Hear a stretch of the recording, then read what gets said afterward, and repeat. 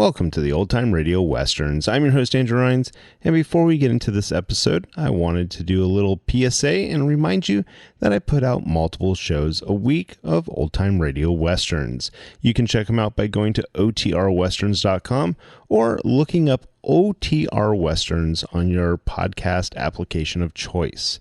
We're releasing over 10 episodes a week so far, about 100 a month. So definitely want you to check that out. Again, otrwesterns.com and check it out. I also wanted to invite you to check out my sister podcast site, OT Netcast, and that's Netcast. So OT Netcast, Netcast, otnetcast.com. We're currently releasing mystery genre shows, and this is shows like The Shadow, Escape, Suspense, and The Whistler. And we have plans on bringing other shows to the network for you guys to listen to. So it's my non-Western old-time radio channel that I can kind of do other genres that not only I like, but hopefully you would like too. You can check us out by going to otnetcast.com or searching OTNETCAST on your podcast app of choice. Now let's get into this episode. This episode is going to be The Lone Ranger. Original air date is July 27th, 1938, and the title is The Package.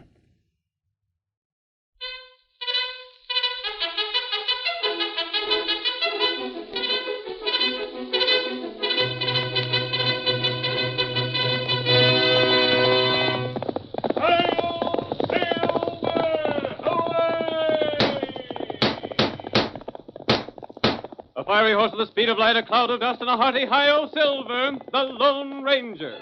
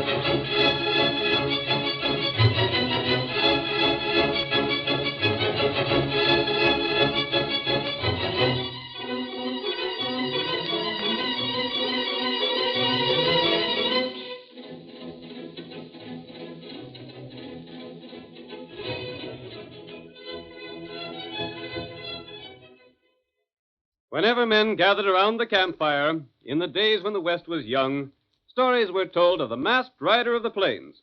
Astride his great horse Silver, he fought crime and criminals throughout the western United States. And no man did more to bring law and order to a lawless frontier.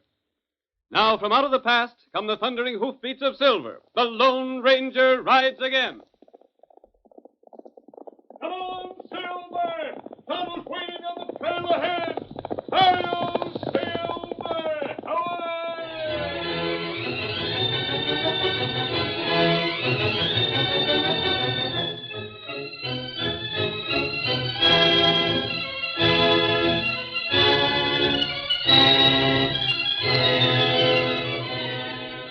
As our story opens, night is falling on the trail to Jackson City. The Lone Ranger and Tonto have been riding for the greater part of the day and are now preparing to make camp. There, good place. Yes, Tonto. I think it'll do. We make camp early. We get up early. We're both tired from our trip. We get good rest. This is fine here. Oh, Silver. Oh, I tell you. We can find plenty of wood around here for a fire. That Well, it looks as though others thought this was a good camping place. Oh, there's plenty track here. You can see where they built their fire. Doesn't look as though they could have been gone long. Maybe 4, 5 hours. How many men would you say were here, Kemosabe? 5, 6. Probably cowboys who stopped to cook a meal.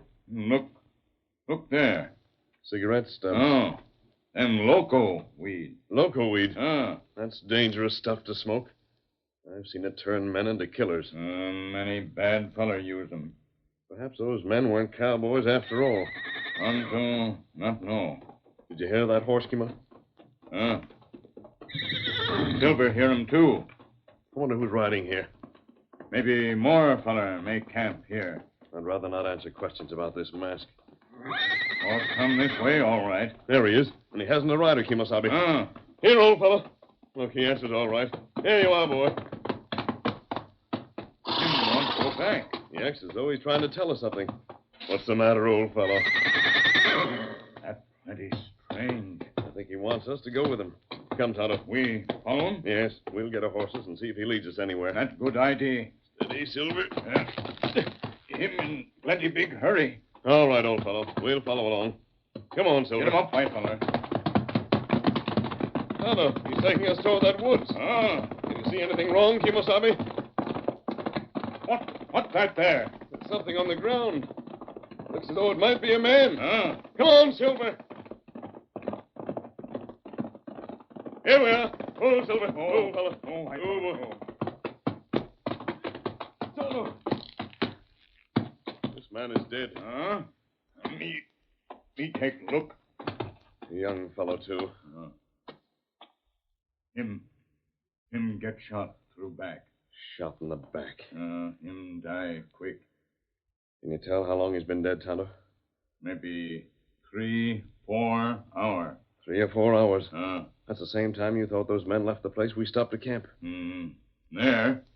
Their track. Hoof prints. Must have been at least 5 or 6 horses here. That right. They're going horse, following trail. This man was probably a member of the gang. I wonder if there's anything to identify him with. There, watch. Let me see it. There. Here, watch. Thanks. There's a picture in the back. Dan Kent. That must be this man's name. I want to go through his pockets. Maybe something to show where his home was or who his folks were. You take a look. Well, there's nothing in this pocket. Wait. The letter is something in the shirt pocket. Maybe that tell you. I have it. I think we're justified in reading this letter under the circumstances, Tonto. What'd it say? One moment. Seems to be from his mother. She can't read or write. No? How you know that? She says here that her foreman is writing the letter for her. Oh. What more it say? Nothing of importance, Tonto. Just news about herself. Hopes for her son's happiness. Nothing that explains his death. That heap bad. She seems to have thought he was leading an honest life. Him get shot by bad feller. Why do you say that, Kemosabe? Him shot in back. Good feller not do that. You're right. What we do now? I think we'll investigate this further. Perhaps we'll be able to find the murderers and learn why Dan was killed. Here, Silver. We'll examine these tracks, Tonto. We may be able to recognize them again. Tonto know 'em. Yep. Maybe I can follow these tracks, but I'll have to hurry. It get dark plenty quick now. Yes. You stay here and take care of Dan's body. Tonto do that. Come on, Silver.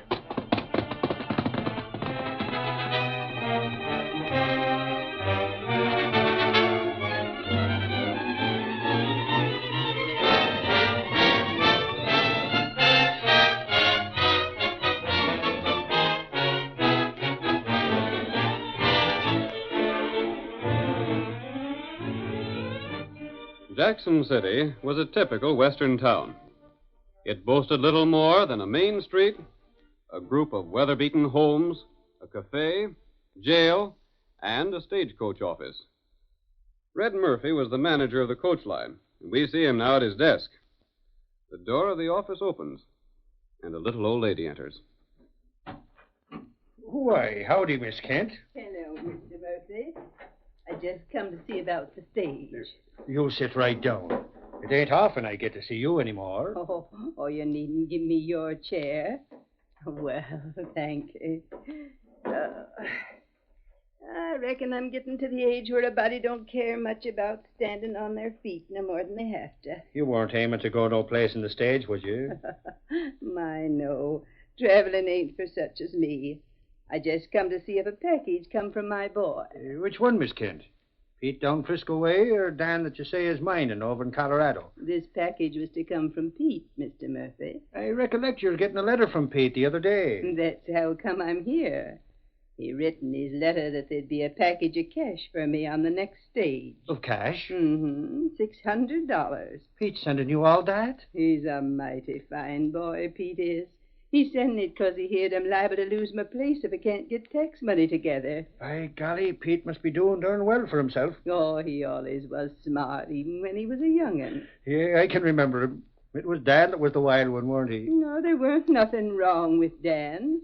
Maybe he was a mite reckless about choosing his friends, and he was one to have a good time when there was a chance for it. But he's settled down now, all right. Well, I'm glad to hear it. But ain't there no package, Mr. Murphy?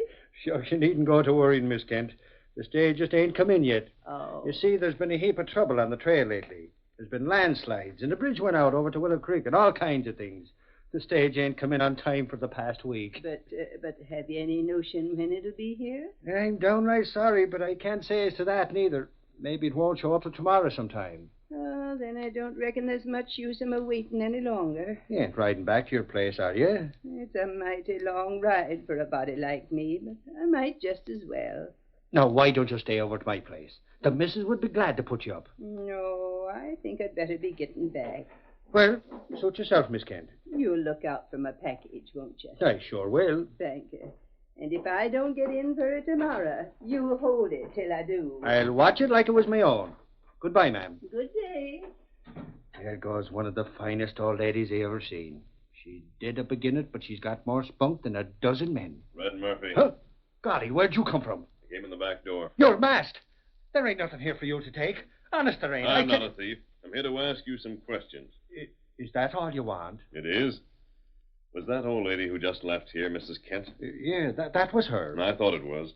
I went to her home and found she'd come here. You ain't planning to harm her none, are you, stranger? You wouldn't do that, would you?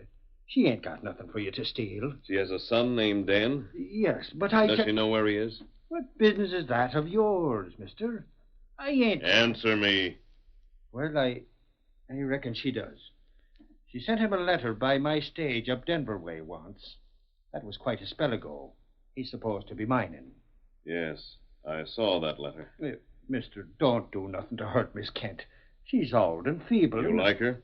Well, I should say I do. They don't come no finer. What would you do to keep her from being harmed? Why, I'm just like the other folks around here that knows her. I'd do most anything.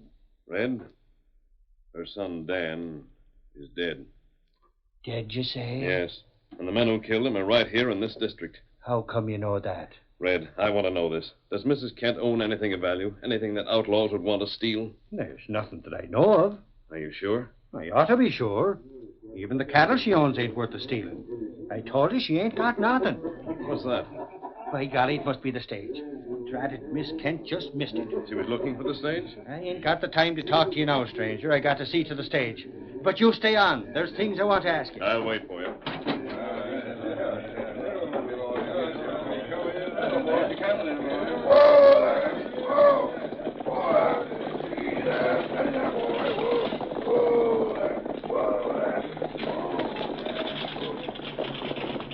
Howdy, folks. Howdy, Red. You're early this trip. Yep, had a good run this time. Here, take this package. It's for Miss Kent. Throw it down. There you are. I'm checking this inside. You go on with the unloading, then unhitch the horses. I'll be out to help you. Sure, Red. Oh, golly, I forgot you were still here. What's in that package for Mrs. Kent? I don't know. Don't lie to me, Red. But it may be important. Well, I'll tell you what it is. It's cash, that's what. And, stranger, The fella that tries to take it away from me is going to get shot full of lead. That's exactly what I wanted to know. I'll leave the way I came in. But hold on. I wonder where he's going. I shouldn't have never left his back door open. Hey, wait! Hi-yo, Silver! Called his horse Silver. And I was wondering if he was straight or not. Well, I should smile.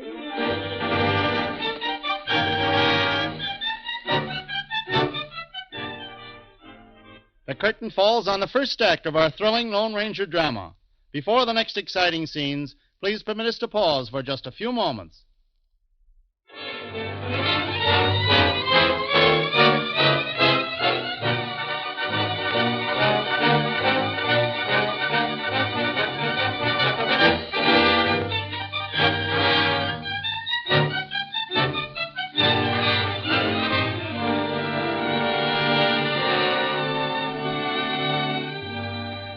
Now to continue the story.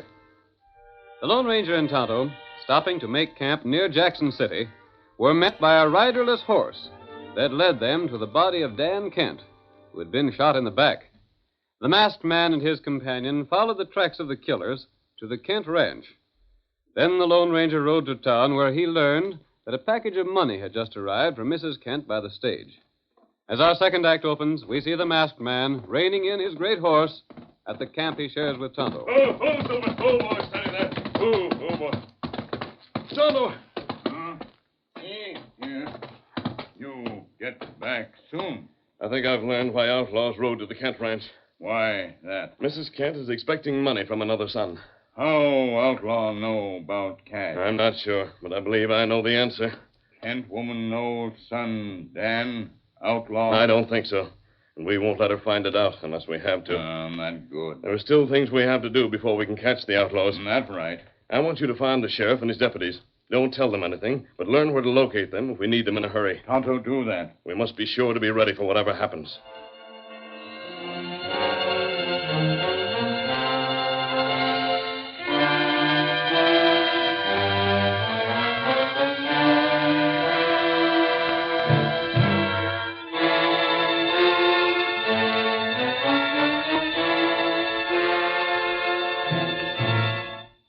It had been a long, hard drive for Mrs. Kent from town to her home, and when she arrived there, she was surprised to see a number of horses standing outside the house. She climbed down from the buckboard, and when her foreman, Clem, came up to lead the horse away, she asked him about the visitors. Clem, who's the folks come to see me? Just some gents that aims to speak to you.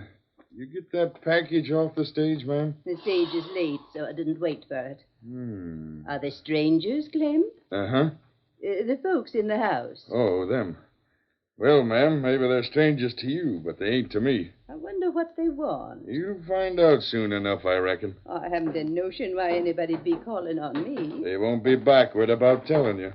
Oh, what are you coming in for, Clem? I thought you was going to stable my horse. I got some things to say to you, too. Hey, here she is, boys. We've been waiting for you, ma'am. Yes? This is Duke Reavers, Miss Kent. He'll do all the talking for us. What talking? You went to town for a right important package, didn't you, Miss Kent? Oh, what's that to you? You'd be surprised. You didn't fetch it back with her, Duke. The stage wasn't in yet. Clem, did you tell these fellers about that package? Sure I did. We know all about that cash, Miss Kent. So it won't do you no good to lie about it. You mean... We mean we want it, and we're going to have it. Clem, they're aiming to rob me. Well, and what of it? And you're in with them. Of course I am. How else do you think they'd know enough to come here? To think you'd do a thing like this to me. Talking won't help. I paid you good money, and now you turn on me. I ain't interested in hearing about that. All we want is that cash. Well, it won't do you no good. I never brung it with me. So Clem said. And you won't be able to get it. You think not? I know you won't. Red Murphy'll keep it when it gets here. And he won't give it up to nobody but me. There's ways of getting around that. You low, mean, ornery coyotes. Clem, you hold a gun on her. I'll do that. Holding a gun on a woman. You won't get hurt unless you goes against orders. Now sit down over here, Miss Kent. There's a pen and paper. Clem's already read out what we want. You just put your mark on it. What's that paper say? Never you mind about that. You just sign it. And the rest you can leave to me.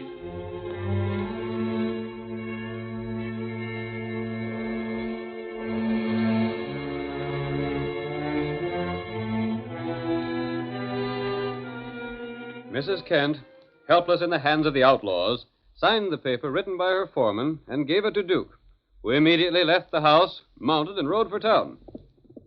Get along there. Get along. Come on. Get along there. Get up here. Come on. Get along. Get along, boy. Get along.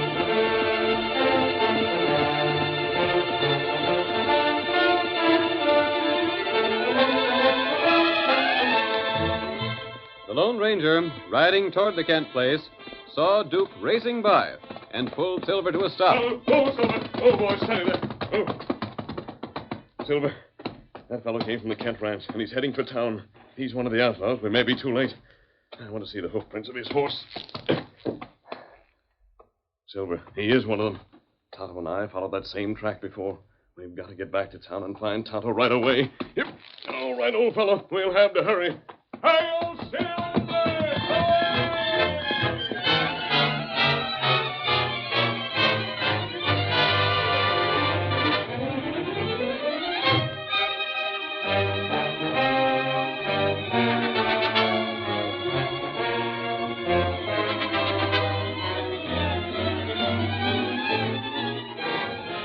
In the meantime, Duke continued on into town.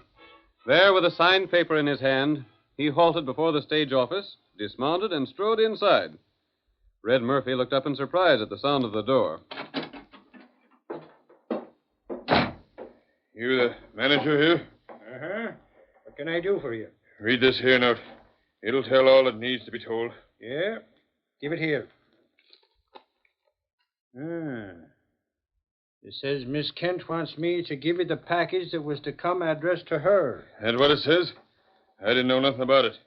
She just handed it to me and told me to ride here with it. Uh-huh. Stage come in yet? Oh, it's been here all right. Was the package on it? Yeah, it's here. Then give it to me if that's what the note said. I gotta be getting back. I don't know about that. Huh?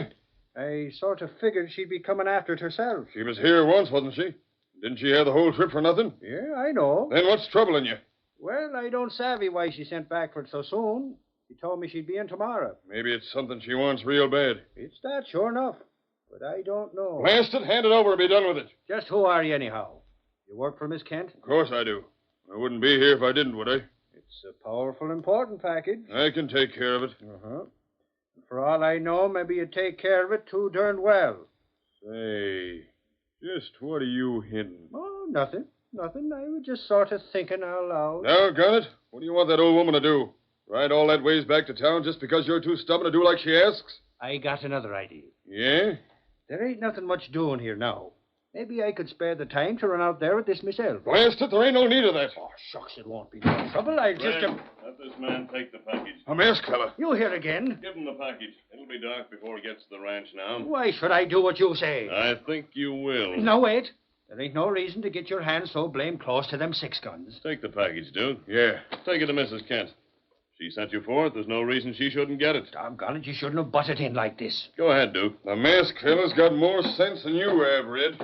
I hope everything's all right. There's something darn funny about this. And all the time I figured you were straight in spite of your mask. You'll have to trust me, Red. But all that cash. Miss Kent needs it so bad. And if it don't get to her, Mrs. Kent will get her money. But that fella looks like a crook to me. He is a crook. Then look here, I'll take that note he brought with him. No, wait. I'm going now, Red. But don't worry. Mrs. Kent and her money are safe.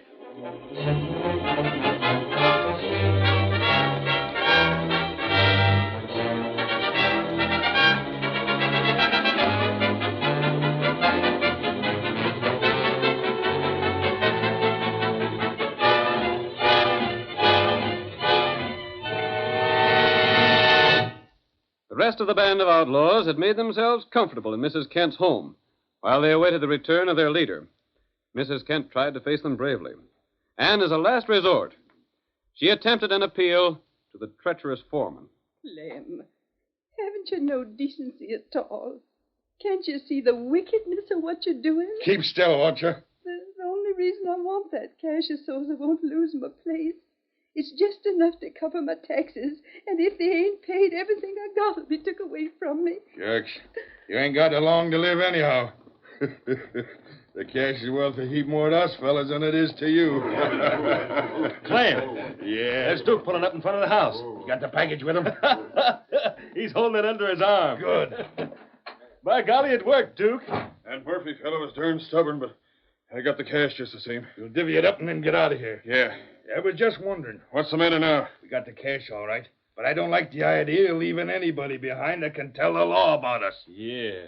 I was thinking the same. You mean we Clem, ought to... you wouldn't do that. You wouldn't do It's that. us we gotta look out for. No, Maybe no. you're right, Clem. I don't see nothing else to do. But as long as it's your idea, you can take care of it. Sure.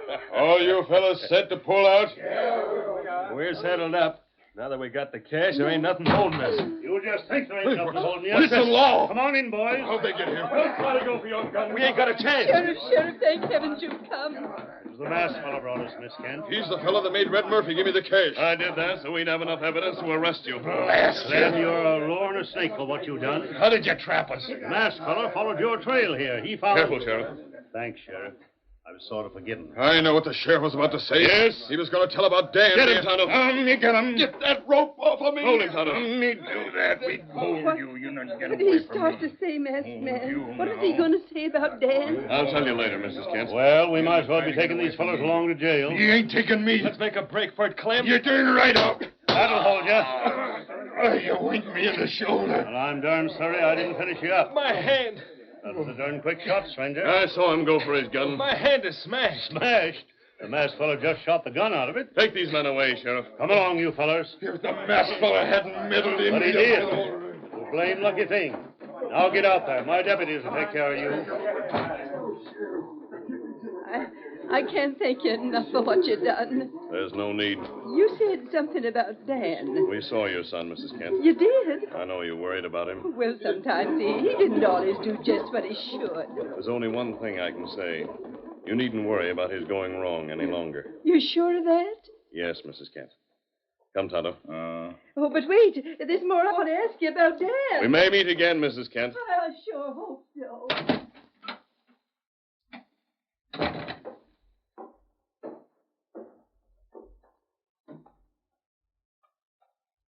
You not tell her Dan bad fella. I couldn't do it, Kemosabe. She always thought of him as being honest and upright. She must never know the truth. Yep. Steady, Silver. Tonto, think you right. Yes, Tonto. Come on, Silver. Get him up, white fella.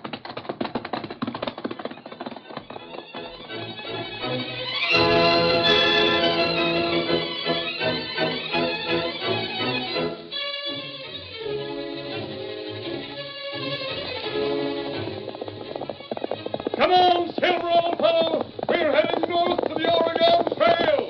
Hi-yo, Silver! Away!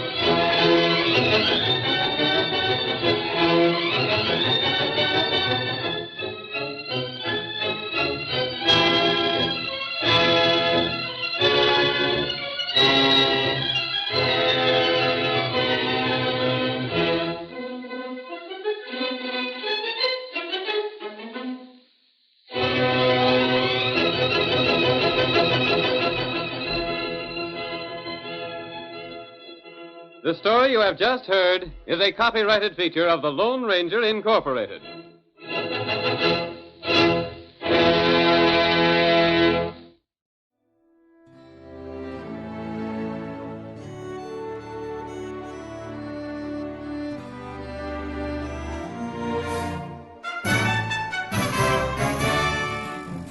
This has been a presentation of OTRWesterns.com, and we hope you enjoyed. Please take some time to like and rate our shows in your favorite podcast application. Follow us on Facebook by going to OTRWesterns.com/Facebook. Subscribe to our YouTube channel by going to OTRWesterns.com/YouTube. And send us an email, podcast@OTRWesterns.com. You can call and leave us a voicemail, 707-986-8739. This episode is copyright under the Attribution Non-Commercial Share-alike copyright. For more information, go to OTRWesterns.com/copyright. Have a great day, and thanks for listening.